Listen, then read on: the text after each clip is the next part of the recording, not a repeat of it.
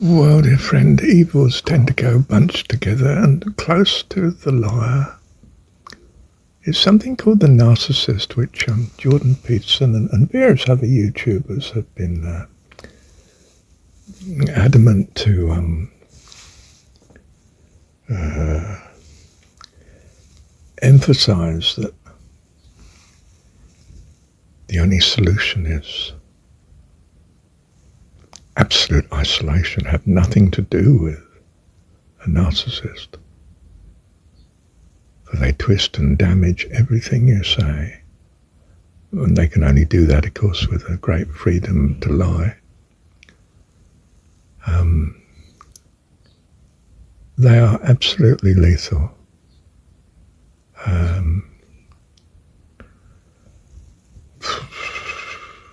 Again, from a godly point of view, is one rejecting anybody? Is that good? It's expedient. Yes. And therefore pragmatically validated. Yes. Regrettable. Yes, but is this just hypocrisy? I mean, you don't have to reject, do you? But you do. To protect yourself and to protect your loved ones. Oh. After all, think of it very calmly. How do you feel if God does not protect you from a liar and a narcissist? Oh, God forbid. I need protection, Lord. Well, are you not a child of God?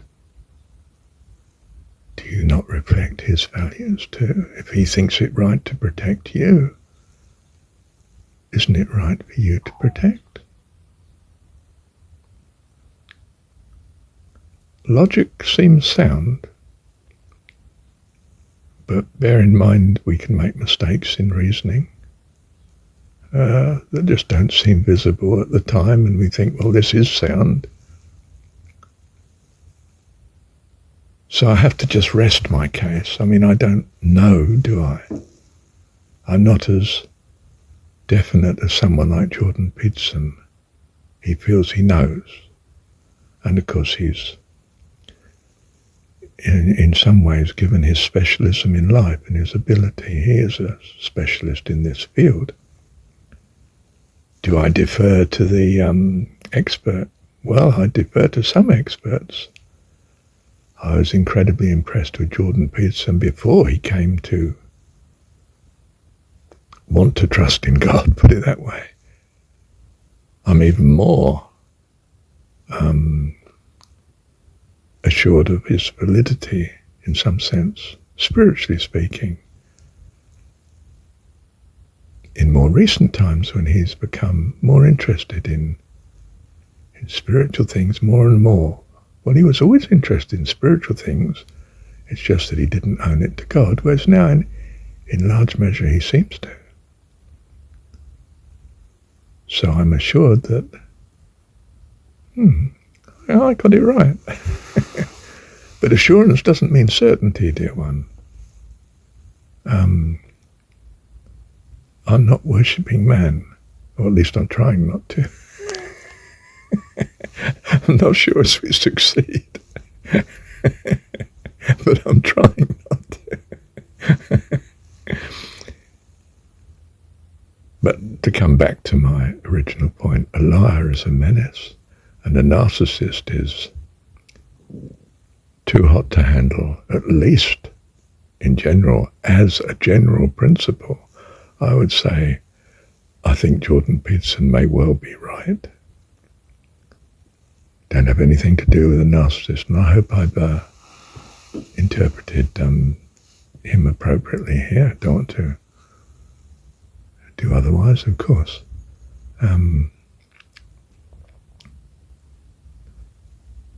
No, I won't tell you how, but I mean, I'm up against what I believe truly to be a narcissist and a liar.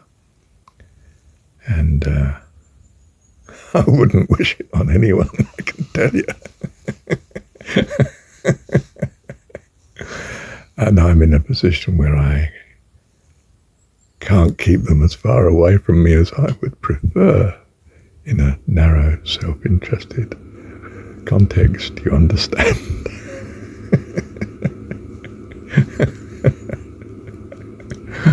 So I say thank you, Lord. I don't know what to do for the best. I keep them as far away as I can. Well, actually, I don't always. We always hope, don't we, that the person will turn and become wonderful. Perhaps we shouldn't impose such a hope on them. They need to be what they are. It's a hard and rocky road, I think, that they're on.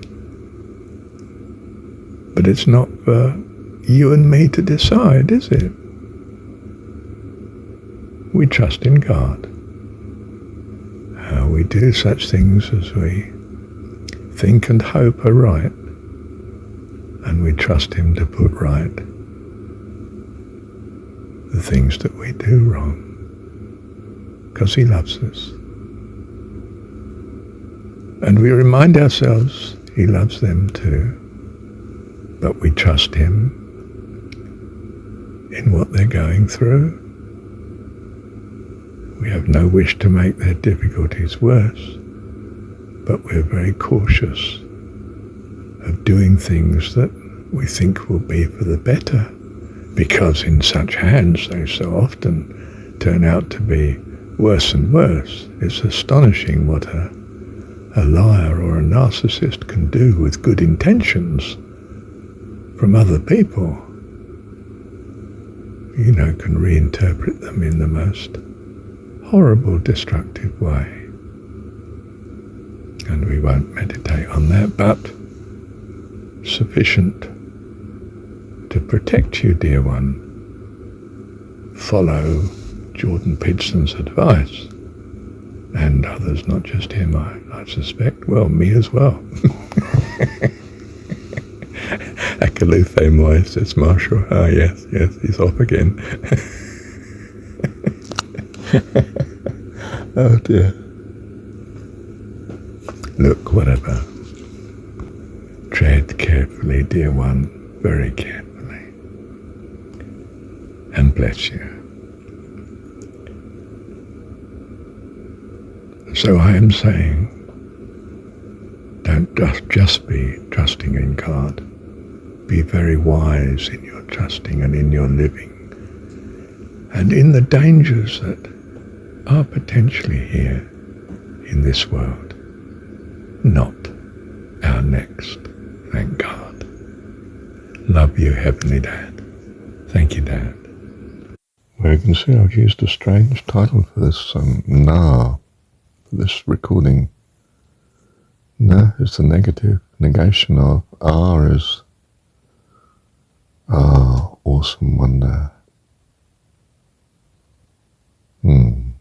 That's what evil is, isn't it? It's the negation of God.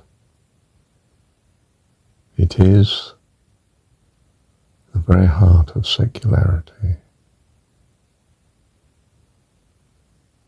Not to be lightly glossed over. I mean, the wrong God is not just no God. It can be very much the wrong God, if you like, narrow self. What the general public means by self,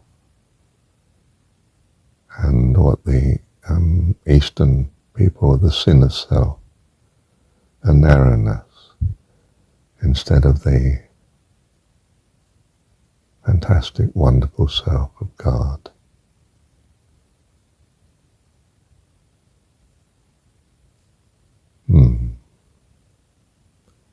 Love you, Heavenly Dad.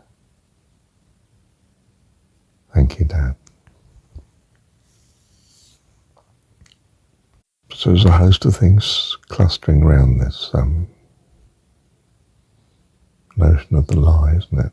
Not just narcissist, but narrow self, cynicism, secularity.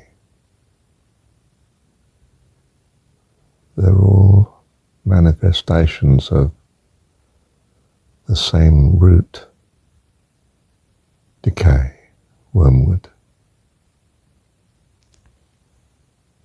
Well, you should have read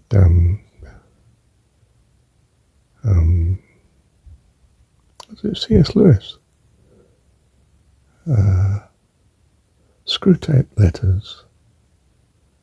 And Wormwood was the name of the assistant, the demon that's sent to do the devil's work, sort of thing. It's a story, of course, it's a picture. It's an astonishing insight into evil. In fact, it's such an astonishing insight, I don't recommend it to anybody.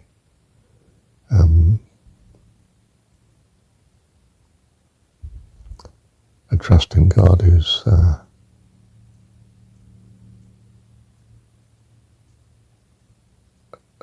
much safer than a minute understanding of all the ins and outs of evil. We're affected by what we handle and what we focus on. It's a bit like finding the counterfeit notes in traditional view of banking, where you familiarise yourself with what the correct banknote looks like. And whenever you come across one that isn't right, you can tell immediately there's just something different about this, something unusual. That was the safest way, as opposed to studying every form of counterfeit note and then going out to find such. And of course there'll always be other variations that you don't recognise in that way.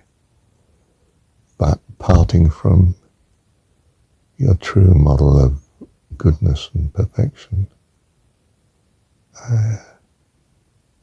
is a much surer way of being defended against, on your guard against that which is harmful. That's the theory. That's the practice. We can learn a lot from our experience in this world, our practices. A bit like I was saying in one of the other recordings earlier.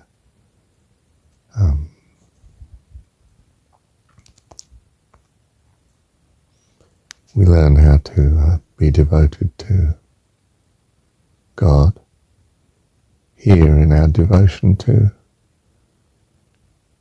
dictators and leaders and marital partners.